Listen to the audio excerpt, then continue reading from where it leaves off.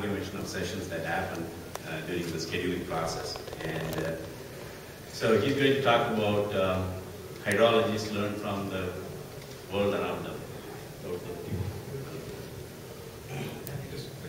Yeah, thanks. Thanks to all for coming too. This is the cheekiest abstract I've ever written, and I don't know if anybody read it. If you did, I don't think I'll live up to it. So let's see what I want to actually convey. And the general thrust is that I think we are in a rather different situation today than when I first started teaching or graduate school. So this is the way I see hydrology practiced, and essentially what people do is that they look at a modeling exercise as a stimulus response model. So there are certain things like precipitation that are given to you, and you try to figure out what's going to happen to the water as it goes through. And that's sort of been the paradigm in hydrology forever. And it comes across in a variety of ways. And what people do is, if they're into floods, they do event simulation models. If they are into water balances, they do continuous simulation models.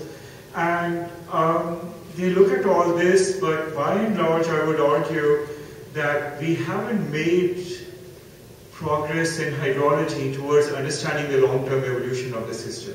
Because the way these models work, whether they are statistical models or physical models, but primarily so-called physically based models, they really are so-called in a way, they look at everything being prescribed, and then you simply see what happens to the water. So what man does, what vegetation does, is not quite there. And the reason this becomes an issue to think about is that today we are being asked to think about climate change issues and ecological issues, both of which motivate you to think about the long term and what's going to happen. So this is a bit of a challenge, and the way to think about it is to go back to Calculus 101 and try to see what kind of an equation are we typically solving, and then how we should think about that. So, ordinary differential equation, I'm ignoring space for the time being because that just adds, a nuisance in a way.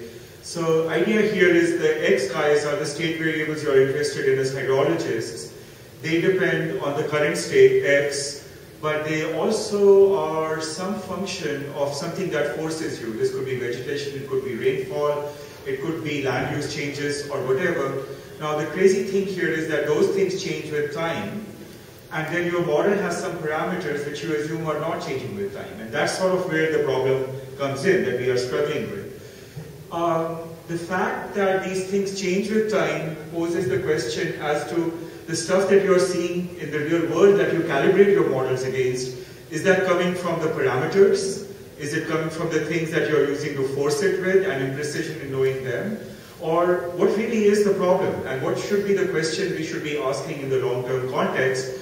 However, if you look at what hydrologists do when faced with that, and an example of this, maybe a positive one even, is the work done by the group of Charlie Horace-Marty and others on hydromorphology, where they said, okay, we look at how the fluxes, the mean residence times in the northeastern United States have changed over the last 4 centuries because of change. Unfortunately, what they found by and large that there's nothing detectable. So that's sort of, a killer. So I would say the way one should look at it is that is there something interesting in these dynamics that we could find which is not these simple gross measures that we have traditionally focused on. So when you go to other fields, for example ecology, they look for patterns, and the patterns are marked by suddenly there's an explosion of a population or there's a collapse of a population. What's the analogy in hydrology for that? Or there's in the climate literature it's an El Nino, or which is self-generated, and that becomes rather interesting. So here, what we are doing now is we are saying, aha, stationarity is dead, which is something we have relied on, so now we have to deal with non-stationarity, and no one's quite laid out for you what that means, or what to do about it, and that's, I think, essentially the point that I'm trying to drive at with this slide, which is, if you want to talk about non-stationarity, is it changes in y, changes in theta, or changes in f in that equation? And nobody seems to be interested in actually discussing any of those issues other than changes in y. So that I found to be rather frustrating dealing with this community. And when you get down into the other points I wanted to make with this talk, they were on things that have been talked about extensively at this meeting. There's no shortage of people talking about uncertainty, model combinations, variety of ways of reducing uncertainty and so on. I've hardly heard anybody talk about biases in the sense of, okay, I'm going to do a bias correction, but I've hardly heard any of these people talk about why is this stupid bias there? What should I do to eliminate the bias instead of sitting there doing corrections? So I decided more or less to hit that harder than the other topics that I could talk about. And then if I want to discuss bias and uncertainty, the implications are dramatically different.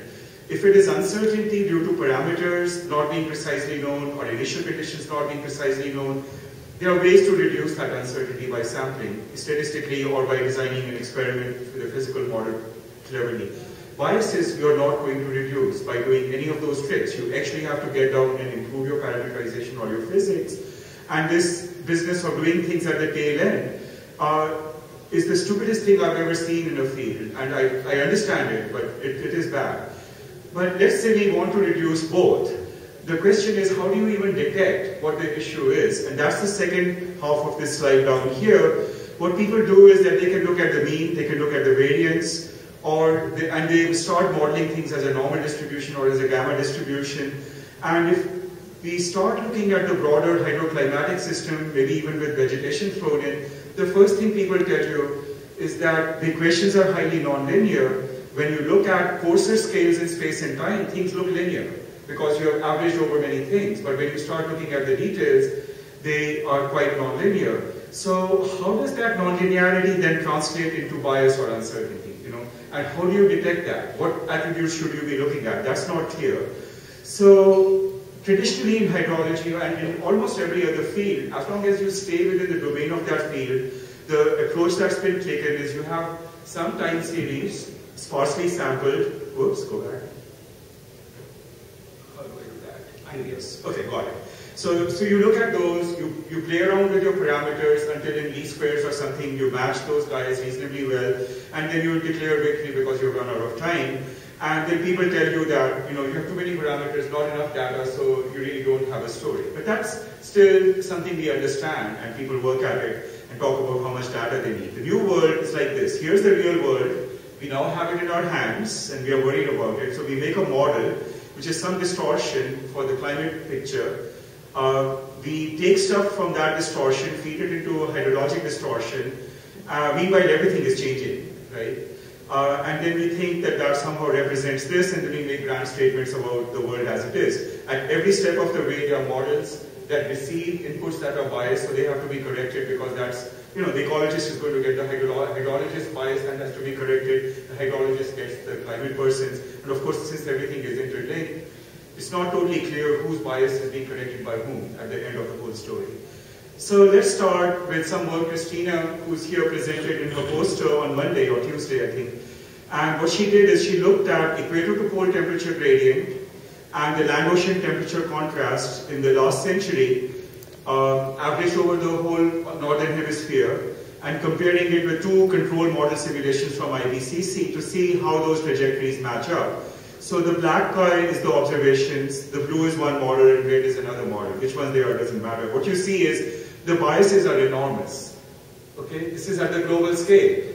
So if you now do precipitation from these models, which in some sense is forced by these background variables, what are we really getting? It's not just that the mean values, these are 30-year or 40-year moving window means. It's not just the means that are biased. The derivatives with time are biased. All sorts of things are biased. And sometimes one model is on the other side. Sometimes both models are on the other side. So what can you do with this? This is a similar picture with the ocean land temperature contrast. Together, what these two things do is that they inform us about the state of the mid-latitude jet stream and the eddies that are coupled to it. So essentially, storm tracks, which is what we care about as hydrologists at the big picture. So here what Christina did is that she took the dashed lines or the bivariate probability density over the last 100 years, and yes, those 100 years have had change, so they are non-stationary. So just view this as an expression of the states the world has seen over the last 100 years. So those are the dashed contours, and then the solid contours are from the models, and this has been bias corrected. one variable at a time, so they don't match up at all. So that's the concern. Why is this an issue? Here's the Lorentz model that many people know as an analog of mid-latitude circulation. This is the strength of the jet stream X. Y and Z are the strengths of the eddies that give you the storm track or the moisture transport information associated with it. F and G are the parameters which are the equator to pole temperature gradient, and G is the land ocean temperature contrast. So the idea is if these guys are not known precisely, then you won't know the jet stream very well. So we just saw that we can't even get those right from the models. So what are the implications of this? So what I did here is that I ran the Lorentz model through, and I decided I don't want to worry about uncertainty, so I generated a bunch of samples of size 100 with initial conditions randomly perturbed a little bit and the boundary conditions perturbed a little bit. And then I varied F and G by 10%, 2 runs. That's the red lines and the black lines represent probability distributions of the eddies on the y-axis and the jet stream strength on the x-axis. And what you see is that these pictures are quite different from each other, and all that has happened here is a slight bias has been introduced. Now, I know that the bias is there and I could correct it, but not at the output of the model. That would be very hard to do. I can correct it in the inputs, and then I'll be okay. But see, that's the thing we don't know. We don't know what the parameters are in nature, and we have an analog with them. So what I did here is, I did a first level correction in X and Z, those two variables, where I corrected their long-term mean and their long-term standard deviation, and then I redid the probability distribution joint of these two, because that's what's going to determine the storm tracks. I have things that are somewhat improved, but the tails, which is what I really care about in terms of generating precipitation, there's no comparison even after that. And if you look at the univariate distributions, these guys are bimodal, nonlinearity at work here. So if I do the bias correction, I improve this variable somewhat, but I have a mode here where I should have an anti-mode. Okay, so what that means is that I'm continually generating this state when I should never be generating that state, or hardly generating that state. So that's pretty bad news. Then if I look at the Z variable, even though I rescale them, nothing good happens here. So this is just one way of bias correction in the output variables. This is what I would feed, presumably, to a hydrological model. So that's not good.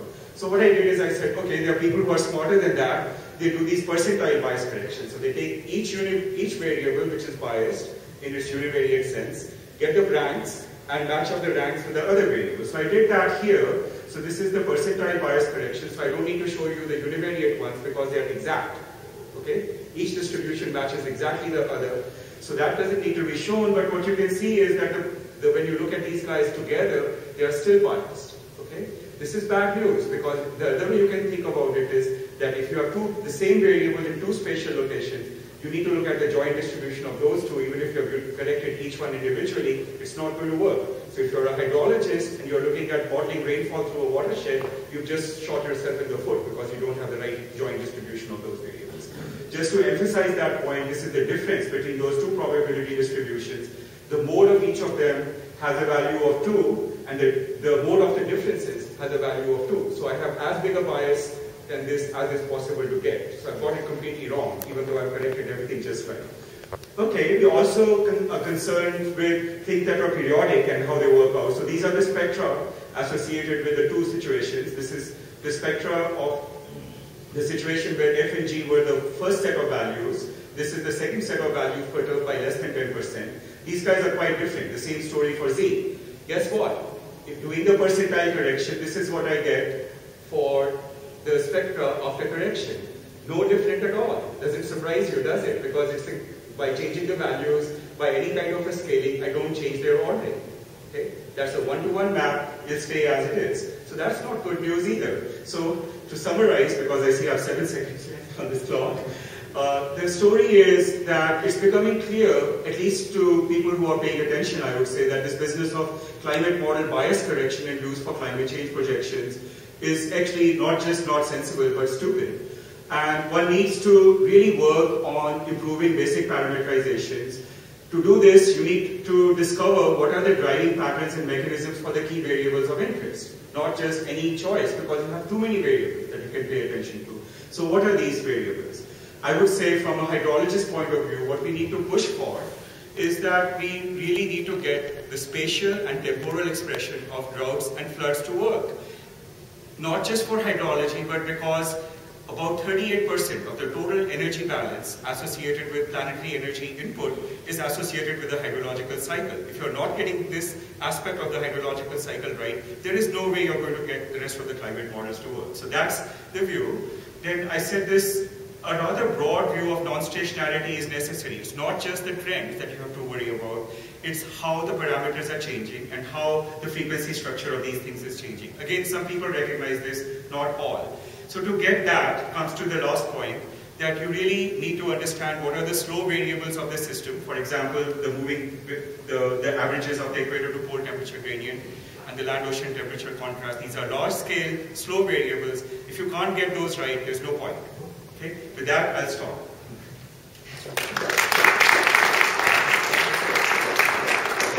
One question.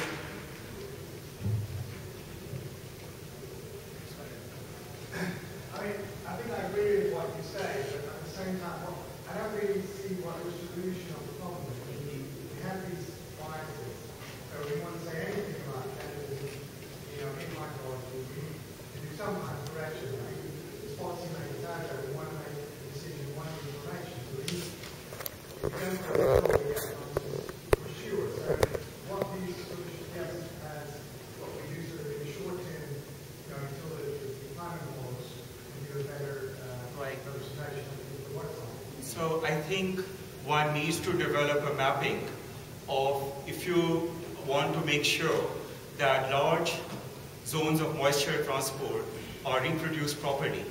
Okay. What are the controlling factors associated with that? What are the controlling factors associated with convergence over land? And are those getting reproduced properly? This first order stuff is not there right now. I used to believe that it was the cloud parameterizations that were the main thing that needed work. At this point, I don't think that's the answer.